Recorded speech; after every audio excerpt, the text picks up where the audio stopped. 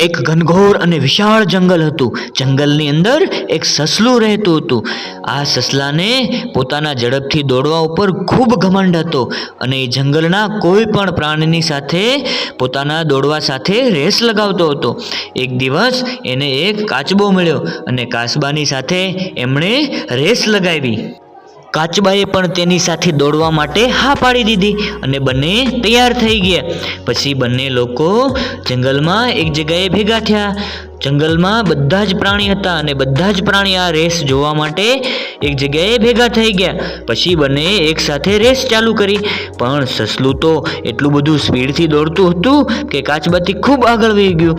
પણ ત્યાં એવું થયું કે સસલાએ પાછળ વળીને જોયું તો તેને કાચબો ક્યાંય પણ દેખાતો ન હતો. કાચબો તો ખૂબ ધીમે ધીમે દોડીને આવતો હતો. ત્યારે સસલાએ વિચાર્યું કે ચાલને, કાચબો તો ક્યારેય પહોંચશે, હું થોડી વાર આરામ કરી લઉં. આવું વિચારી અને એક ઝાડની નીચે સસલું આરામ કરવા માટે બેસી ગયું. પણ સસલાને ક્યાં ખબર હતી કે મારી બંને આંખો વીંચાઈ જવાની છે અને કાચબો મારાથી આગળ વયો જવાનો છે. થોડી વારમાં કાચબો આગળ પહોંચી ગયો અને જીતી ગયો. જોયું તો બધા જ પ્રાણીઓ તાળી પાડતા હતા અને અવાજ કરતા હતા. તો આવી રીતે સસલો અને કાચબો, એમાં કાચબો સસલાથી આગળ જઈ અને જીતી ગયો.